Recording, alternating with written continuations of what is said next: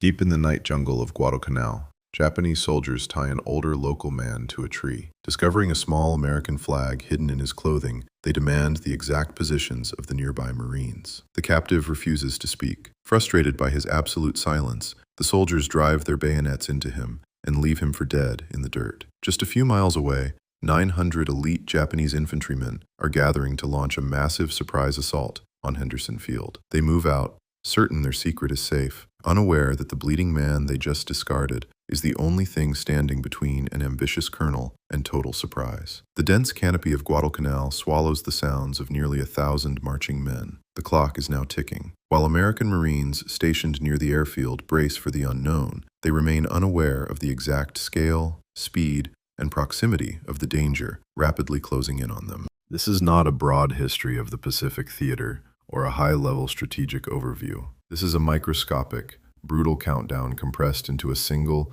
suffocating night in August 1942. On one side of the darkness, an elite vanguard of the Imperial Japanese Army moves with absolute certainty. They are marching toward what they believe will be a swift, decisive victory, driven by a relentless pace and an unshakable belief in their own superiority. On the other side, a single captive, bleeding into the dirt, is fighting against his own failing body to do the impossible. The immediate safety of the American lines now rests on a grim race against time. Can a man who has already been written off as a corpse pull himself through miles of hostile, unforgiving terrain fast enough to sound the alarm before the enemy strikes? What unfolds over these critical hours is a profound collision between two fundamentally different human forces. It is a deadly clash between the calculated vanity of a military commander, desperate to secure his own legacy, and the unimaginable physical resilience of a local scout who simply refuses to break. But to understand how the fate of an entrenched American perimeter came down to a dying man's desperate, agonizing crawl through the pitch-black jungle, we must first look at the ambitious Japanese officer who chose to set this entire disaster in motion. The man who set this fatal countdown into motion had stepped onto the dark sands of Taivu Point on the night of August 18, 1942, brimming with a dangerous level of confidence. Colonel Kiyonao Ichiki was not a reckless, unthinking fanatic who simply wanted to throw the lives of his soldiers away. He was a highly intelligent, intensely ambitious, and combat-hardened veteran of the Imperial Japanese Army. As the commander of the 28th Infantry Regiment, an elite unit handpicked for some of the most critical and demanding operations of the war, Ichiki carried a heavy burden of expectation. His men, commonly referred to as the Ichiki Detachment, were rigorously trained, highly disciplined, and fiercely loyal to their commanding officer. Just months earlier, this very unit had been assigned the prestigious task of occupying Midway Atoll, following what was supposed to be a decisive naval victory. But the disastrous fleet engagement there had forced an abrupt cancellation of their landing, leaving Ichiki and his men circling the Pacific on transport ships, frustrated, sidelined, and hungry to prove their worth. Guadalcanal was supposed to be their redemption, their chance to remind the high command of their lethal efficiency. The directives handed down to Colonel Ichiki from the 17th Army headquarters in Rabaul were explicit, calculated, and entirely conventional in their military logic. He was to take his advance echelon, roughly 900 heavily armed infantrymen, and land at Taivu Point, a coastal stretch situated roughly 20 miles east of the American perimeter surrounding Henderson Field. Once ashore, his primary objective was not to immediately attack the enemy. His orders were to secure a beachhead, dig in, establish secure communication lines, and wait. A second, much larger echelon of his regiment, comprising roughly 1,200 additional men, along with heavy weapons and artillery, was already being organized and would follow him to the island in a matter of days. Only when this second wave arrived, consolidating his forces to over 2,000 well-equipped men, was Ichiki authorized to launch a coordinated counteroffensive to retake the vital airstrip. The plan was fundamentally sound. It was built on the basic military principles of massing forces, securing supply lines, and ensuring overwhelming numerical superiority before engaging a dug-in enemy. It was a strategy designed to guarantee success, but it was also a strategy that required strict discipline and patience. Patience, however, was rapidly eroding in the face of catastrophically flawed intelligence. In the days leading up to the landing, Japanese aerial reconnaissance flights had swept over the northern coast of Guadalcanal. What the pilots and observers reported back to command would become one of the most fatal miscalculations of the early Pacific War. From high above, the dense, triple-canopy jungle completely concealed the true scale of the American presence on the ground. The aerial observers saw very little movement around the airfield. They noted the absence of large naval supply convoys off the coast, a direct result of recent naval clashes that had temporarily driven American support ships from the immediate waters. Piecing these fragmented visual observations together, Imperial General Headquarters drew a dangerously optimistic conclusion. They estimated that the airfield was being held by a mere token force, perhaps 2,000 or 1,000 Americans at the absolute most. Furthermore, military analysts convinced themselves that these isolated troops were demoralized, heavily undersupplied, and likely looking for an opportunity to evacuate the island entirely. Colonel Ichiki absorbed these intelligence reports, and they fed perfectly into his own pre-existing biases. Like many veteran officers of his generation who had seen combat in China, he harbored a deep-seated contempt for the fighting spirit of the Western soldier. He viewed the Americans as soft, overly reliant on heavy machinery and logistical comforts, lacking in true spiritual fortitude, and completely incapable of withstanding the aggressive, close-quarters ferocity of the Japanese infantrymen, especially during a night assault. When Ichiki looked at the intelligence estimates, he didn't envision an entrenched enemy division of over 10,000 heavily armed Marines waiting in the dark with interlocking fields of fire. He envisioned a crumbling, frightened, and disorganized garrison that would shatter at the very first sign of a determined, relentless attack. This toxic combination of faulty intelligence and cultural underestimation collided directly with Ichiki's immense personal ambition. Standing on the beach at Taivu Point, looking west toward the American perimeter, the colonel began doing the grim mathematics of military glory. If he followed his explicit orders and waited for the second echelon to arrive, he would certainly have overwhelming numbers and a safer tactical advantage. But waiting also meant that higher-ranking officers might be sent to oversee the expanded operation. At the very least, he would be forced to share the credit for reclaiming Henderson Field with the commanders of the subsequent waves. To an officer of Ichiki's intense pride and vanity, a shared victory was a diluted victory. He desperately wanted to be the man who personally handed Guadalcanal back to the emperor. He convinced himself that striking immediately, using only his elite advance guard of 900 men, was not just possible, but a moral imperative. Why wait for reinforcements to defeat an enemy that was already weak and retreating? A sudden, shocking night attack would overwhelm the Americans before they even realized the true nature of the threat. In making this calculation, Ichiki was actively transitioning from a disciplined military professional to a gambler, staking everything on a single throw of the dice. He was willfully choosing to ignore the conservative, step-by-step orders of his superiors, trading strategic security for the intoxicating promise of exclusive prestige. Having made his decision, the colonel moved with ruthless, singular efficiency. He stripped his force down for maximum speed and psychological shock value. He ordered a small rear guard of roughly 100 men to stay behind at Taivu Point to guard the landing area and maintain the radio post. He left his heaviest, slowest equipment on the beach. He wanted his men traveling light,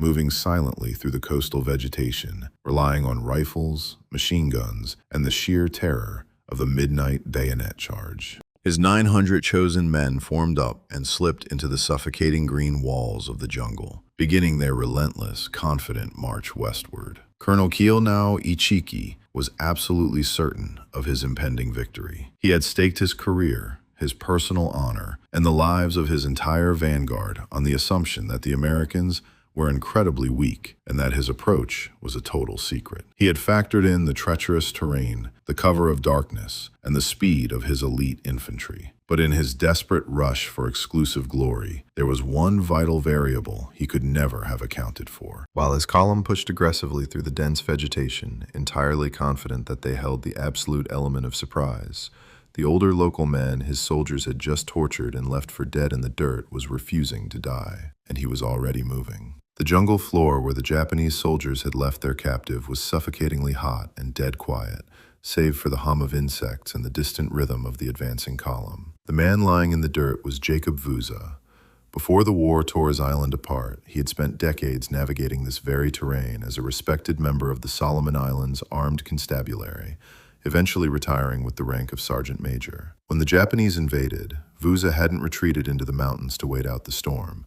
He had immediately volunteered his unmatched knowledge of the terrain to the Allied forces, becoming an essential scout and guide. He had already proven his immense value by rescuing a downed American pilot and leading him back through enemy lines. It was during another incredibly dangerous reconnaissance mission, probing deep into Japanese-held territory to monitor their movements, that Ichiki's vanguard had ambushed him. Now, he was bleeding heavily from multiple bayonet wounds to his face, neck, shoulder, and abdomen. The ropes binding him to the tree were still tight, digging into his skin, a deliberate final cruelty intended to ensure he would expire slowly in the oppressive heat. But the soldiers who marched away under Colonel Ichiki's command had fundamentally misjudged the endurance of the man they had tortured. Vouza slowly regained consciousness. The pain was blinding, a sickening, radiating agony that would have paralyzed a lesser man. He knew instantly that his injuries were catastrophic. He also knew exactly what the Japanese column moving westward meant. It wasn't a patrol, it was an assault force, and they were heading straight for the American perimeter at the Ilu River. Driven by an overriding sense of duty and sheer force of will, Vouza began to fight his bindings. His hands were securely fastened, making it impossible to untie the rough ropes. He had only one option. Dragging his face against the coarse bark, he found the knots with his mouth. With his strength draining rapidly from the severe blood loss, Vouza began the agonizing, incredibly slow process of chewing through the heavy fiber cords. Every movement amplified the pain of his deep lacerations. Minutes bled into hours as he worked his jaw against the stubborn ropes, his mind focused entirely on the single,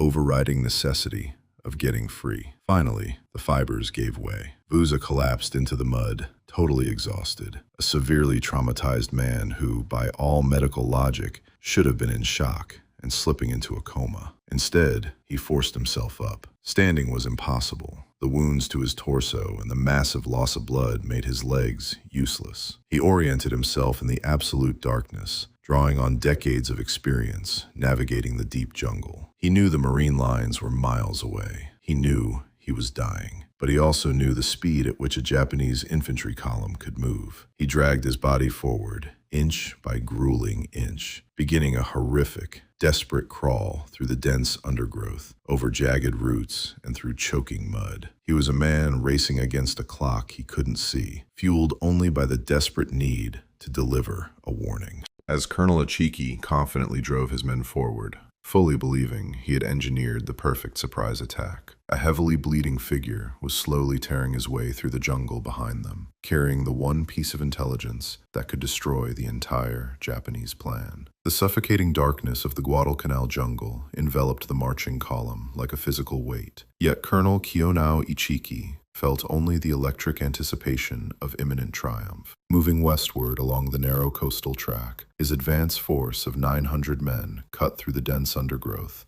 with the silent, practiced efficiency of a unit that considered itself the absolute elite of the Imperial Japanese Army. They did not march as a chaotic mass. They moved in a highly disciplined, tightly controlled formation, their footfalls masked by the rhythmic crashing of the ocean waves against the nearby shoreline. Every soldier in the column carried the tools of a sudden, brutal night assault. Arisaka rifles with bayonets already fixed, heavy loads of ammunition, light machine guns, and the portable knee mortars that provided their immediate fire support. The men were forbidden from speaking. There were no lights, no cigarettes burning in the dark, no metal canteens allowed to clink against equipment. They were a phantom force, designed to appear out of the pitch-black void, deliver a paralyzing shock to an unprepared enemy, and seize the airfield before the defenders could even organize a coherent response. At the head of this column, Ichiki's mind was locked onto a vision of total victory. He had studied the aerial reconnaissance reports meticulously, and those flawed documents had painted a picture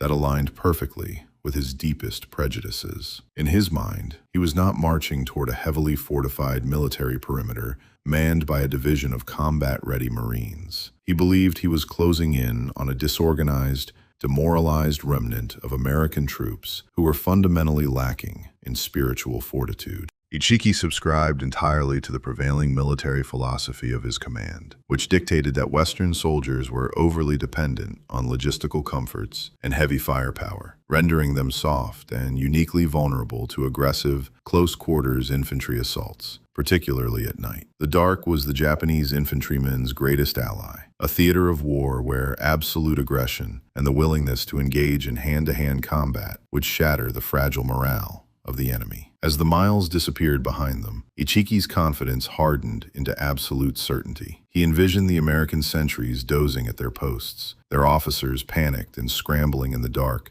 when the first wave of his men burst from the tree line. He anticipated the collapse of their lines, the rapid surrender, and the glorious message he would transmit back to the high command in Rabaul, announcing that the Ichiki detachment had single-handedly reclaimed Henderson Field for the Emperor. He was so intensely focused on this vision of exclusive glory, so completely assured of his own tactical brilliance in leaving his heavier equipment and the rest of his regiment behind, that he never considered the necessity of forward scouting. He believed the element of surprise was a hard, unbreakable fact. There was no need to send reconnaissance teams ahead to probe the enemy lines, no need to gather fresh intelligence on the ground. Doing so might alert the Americans and spoil the perfect ambush he had engineered. And so, the 900 men pushed forward, a highly lethal weapon swung blindly in the dark, marching rapidly toward a destination they did not truly understand, completely unaware that the foundation of their entire operation was already unraveling miles behind them in the mud. In the deep undergrowth,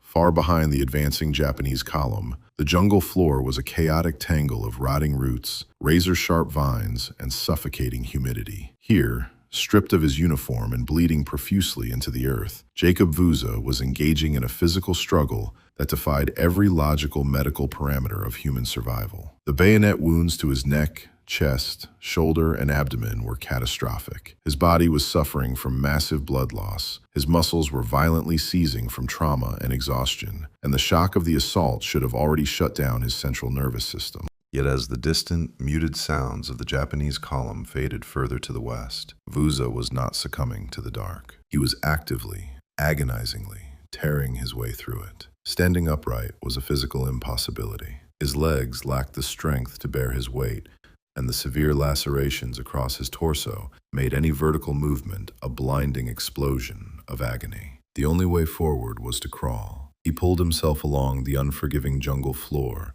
using his elbows and forearms, his body dragging heavily through the thick mud and decaying vegetation. Every agonizing inch was a negotiation with his failing body. The heat was oppressive, heavy with the smell of wet earth and rot, and the insects swarmed the open wounds, adding a relentless, maddening layer of torment to his journey. He had to pause frequently, his face pressed against the damp leaves, his breath coming in shallow, ragged gasps as he waited for the stars of impending unconsciousness to clear from his vision. The temptation to simply stop, to close his eyes and let the pain finally end, was a physical weight pressing down on him. But Vouza possessed something far more powerful than the immediate reality of his injuries. He possessed a profound, unbroken sense of duty and an unmatched, intimate knowledge of the very ground he was bleeding upon. He knew Guadalcanal not from maps or aerial photographs, but from decades of walking its trails,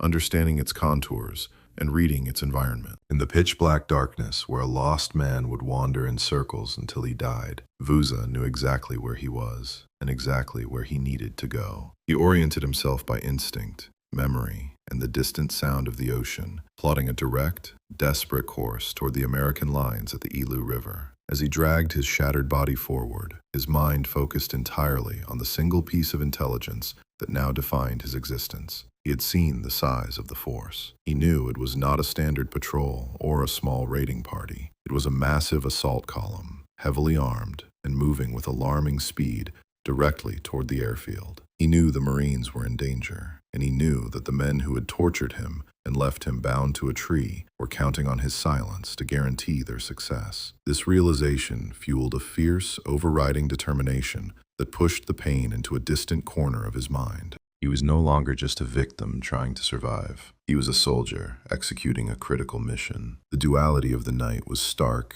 and relentless. To the west, an ambitious Japanese colonel marched confidently on two legs, flanked by hundreds of highly trained men dreaming of the history he was about to write. To the east, a single, solitary man crawled on his stomach through the dirt, fighting for every breath, fueled by a quiet, unbreakable resolve to tear that history apart. It was a brutal race against an invisible clock, measured in fractions of an inch and drops of blood. Miles ahead of both Ichiki and Vouza, the atmosphere along the American defensive perimeter was thick with a very different kind of pressure. The 2nd Battalion, 1st Marines, under the command of Lieutenant Colonel Edwin Pollock, were dug in along the west bank of the Ilu River, a waterway known to the Americans, due to a mapping error, as Alligator Creek. The geography of this specific location was critical, and it was about to dictate the entire flow of the coming battle. The Ilu was not a flowing river at this point. It was a deep, stagnant tidal lagoon, its dark waters choked with debris and completely impassable to heavily burdened infantry. The only practical way across the water was a narrow, exposed spit of sand right at the mouth of the lagoon, where the river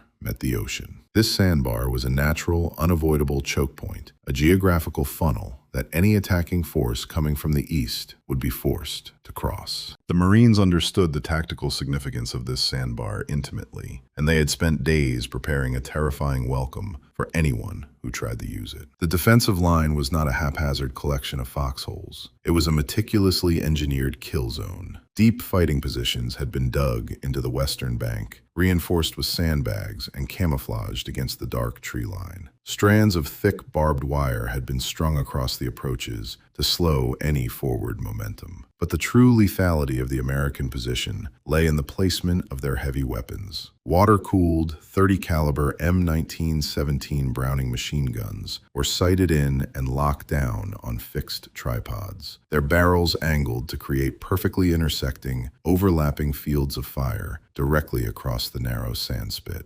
To augment the machine guns, the Marines had hauled forward 37mm anti-tank guns. Knowing they were not facing enemy armor, the crews had loaded these artillery pieces with canister shot, essentially turning the cannons into massive, devastating shotguns packed with steel balls, designed to shred massed infantry formations at close range. Further back behind the lines, larger 75mm pack howitzers and 105mm artillery batteries were already pre-registered, their coordinates mathematically locked onto the eastern bank and the jungle approaches, ready to drop a curtain of high explosives on command. The physical defenses were absolute, prepared for maximum destruction. Yet, despite this formidable hardware, a deep, gnawing anxiety gripped the men holding the line. The tension was not born of complacency, but of agonizing uncertainty. The Marines were not asleep, and they were not entirely blind to the danger. Earlier in the day, American patrols probing to the east had engaged in brief, sharp firefights with elements of a Japanese scouting party.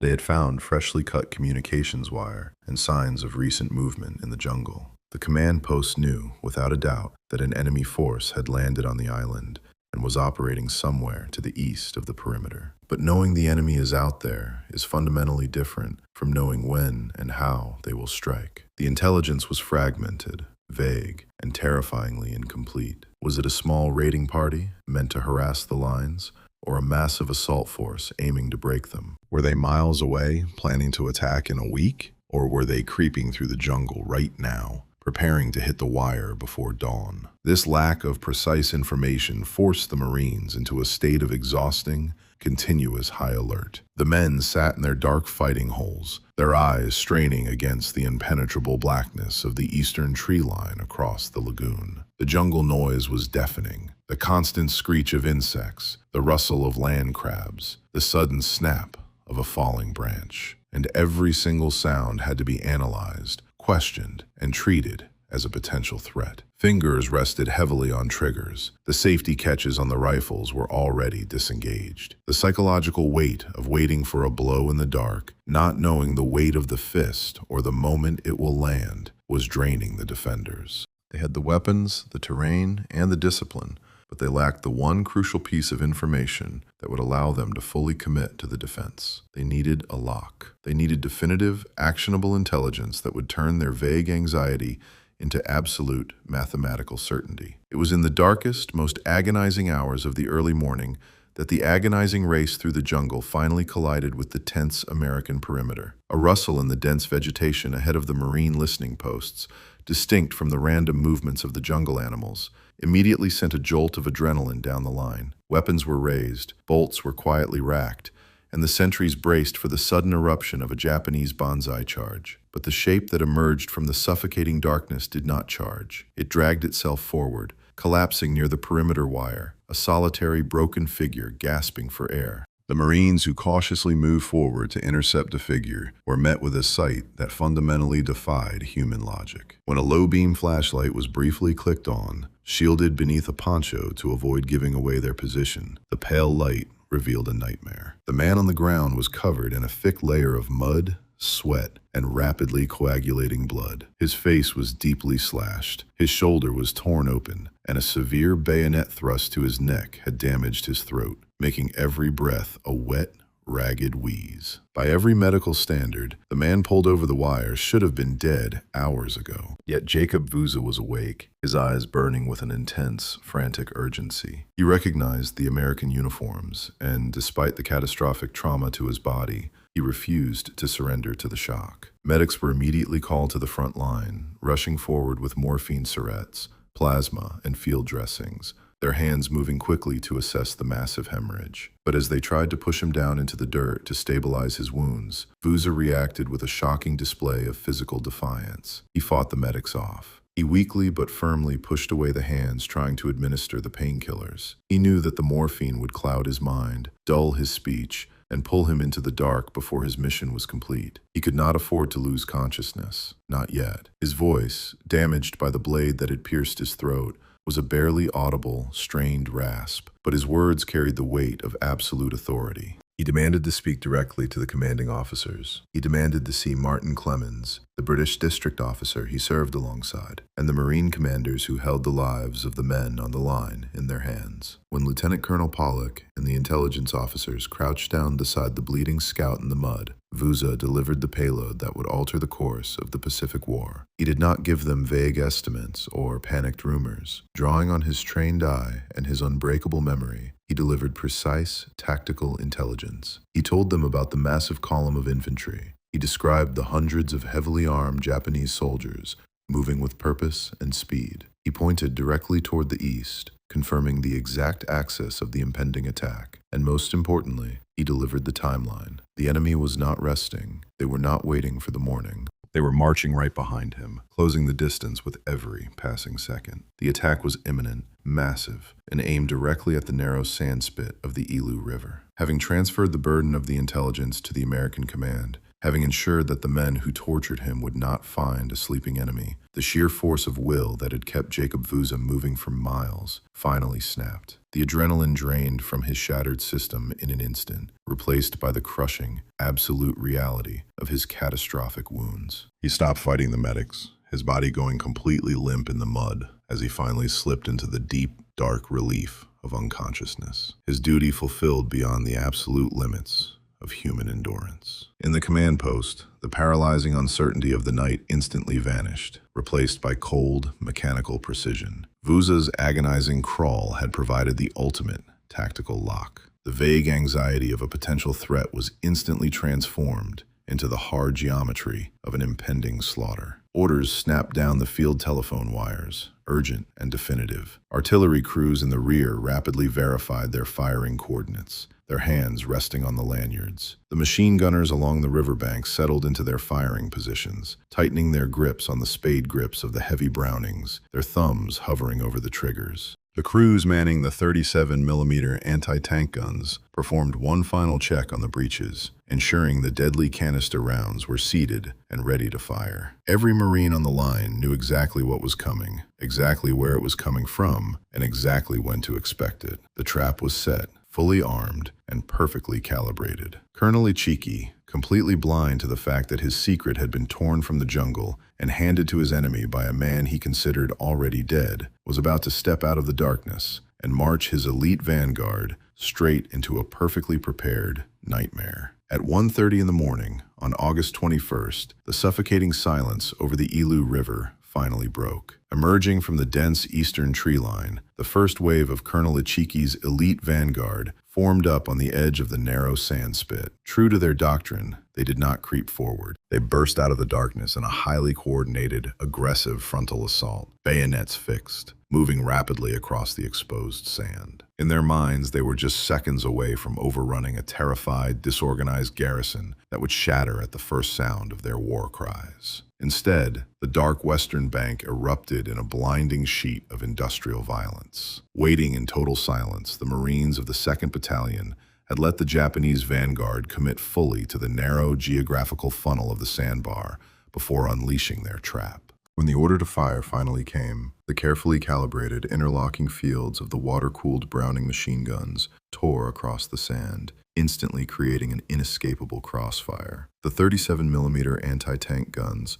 loaded with canister shot, essentially functioned as massive shotguns, unleashing thousands of steel balls at point-blank range into the charging infantry. The shock of that first minute was absolute. The Japanese vanguard was not simply repelled, it was systematically dismantled. The easy victory promised by flawed intelligence vanished instantly in the muzzle flashes of American artillery. But the true tragedy of the night was not just the overwhelming firepower of the Marines, it was the psychological paralysis of the Japanese commander. Standing in the rear, listening to the deafening roar of heavy weapons that command had assured him did not exist, Colonel Ichiki faced a catastrophic reality. The Americans were not demoralized, they were not sleeping. They were heavily armed, perfectly dug in, and they had clearly known he was coming. Military logic demanded an immediate withdrawal, a tactical retreat to regroup, reassess the enemy's strength, and wait for the remaining 1,200 men of his regiment. But to retreat was to admit failure. To fall back meant acknowledging that his reckless gamble for exclusive glory was a profound,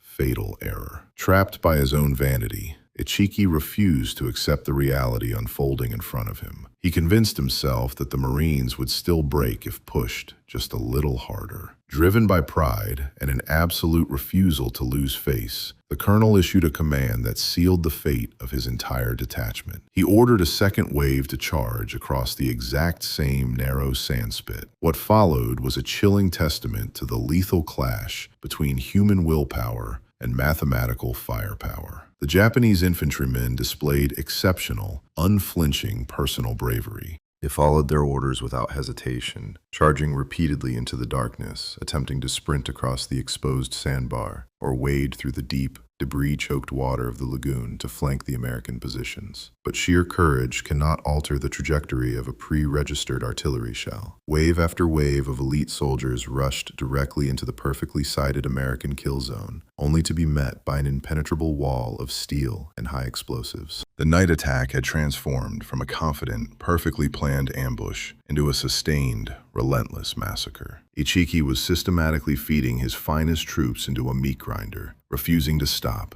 refusing to adapt, and setting the stage for a catastrophic dawn that would ensure his command simply ceased to exist. By the time the sun began to lift the heavy darkness over Guadalcanal, the tactical reality of Colonel Ichiki's gamble was exposed in brutal, undeniable clarity. The narrow sand spit at the mouth of the Ilu River was entirely choked with the bodies of his elite vanguard. The repeated, desperate charges ordered throughout the night had achieved nothing but the systematic eradication of his most capable infantrymen. The promised rapid collapse of the American lines had never materialized. Instead, the Marines had held their ground with cold, mechanical precision, their heavy weapons laying down a continuous curtain of steel that the Japanese forces simply could not penetrate. Yet, despite the catastrophic losses, a significant portion of the Ichiki detachment had survived the night's slaughter. Pinned down in the dense foliage along the eastern bank of the lagoon, they were disorganized, severely depleted, and trapped in a precarious position. But they remained a dangerous, combat-effective force, clinging to the fading hope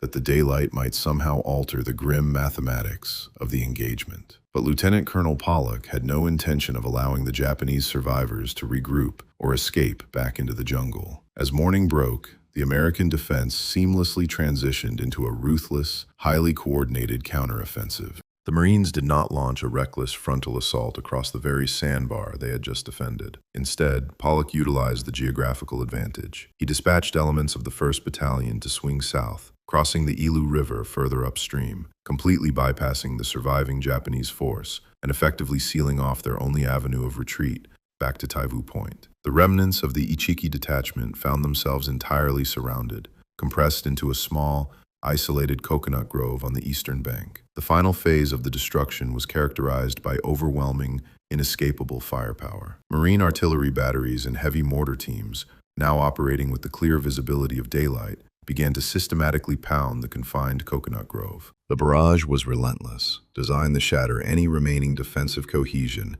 and drive the trapped Japanese soldiers into the open. Then, the final, decisive element of the American counterattack was deployed. A platoon of M3 Stuart light tanks lumbered forward, crossing the sand spit and advancing directly into the shattered grove. For the surviving Japanese infantrymen, armed only with rifles, light machine guns, and their remaining courage, the appearance of armored vehicles was the ultimate, inescapable confirmation of their doom. The light tanks moved methodically through the palm trees, firing their 37mm main guns and pouring continuous machine gun fire into the desperate pockets of resistance. There was no organized surrender, no formal capitulation. The surviving members of the detachment fought fiercely, but their resistance was entirely futile against the overwhelming mechanical superiority arrayed against them. Within a few agonizing hours, the intense, chaotic firefight dissolved into a grim, methodical clearing operation. The intense crackle of rifle fire was replaced by the deafening roar of tank engines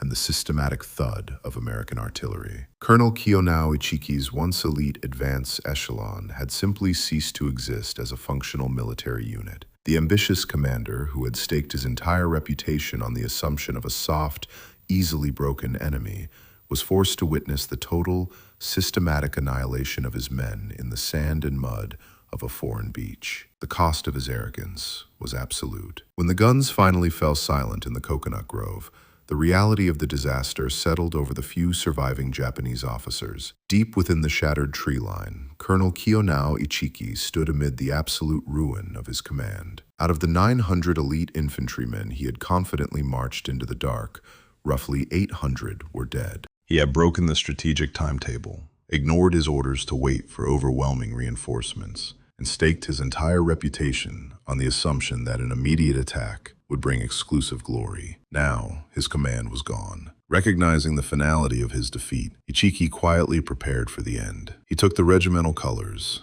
the sacred symbol of his unit's honor, and set them on fire, ensuring they would not be captured by the advancing Americans. What happened in the moments immediately following the destruction of the flag remains a point of historical debate. Some accounts state he was killed in the final desperate crossfire, while others maintain he performed ritual suicide in the ashes of his command. Either way, the ambitious officer who had gambled the lives of his men for personal prestige died alongside the catastrophic failure he had orchestrated. The outcome for the man he had left bleeding in the mud was entirely different. Jacob Vouza did not die in the medical tent behind the Marine lines. Despite massive blood loss and horrific injuries that should have been fatal, his body slowly began to recover. He spent just 2 weeks in the hospital before demanding to be released.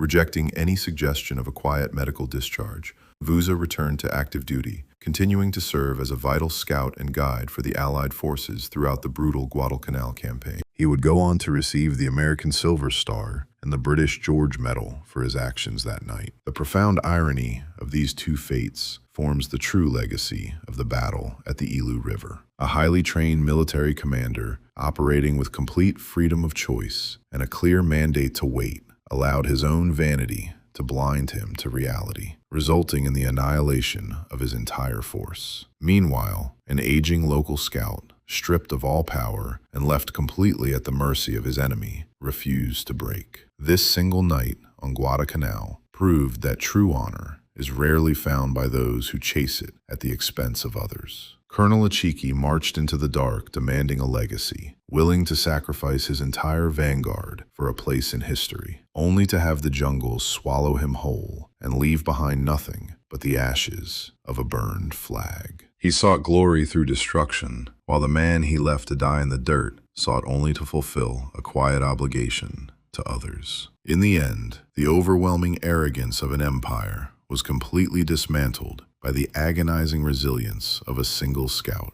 proving that the most decisive weapon in any war is never the one you can see, but the unbroken human will you blindly choose to underestimate.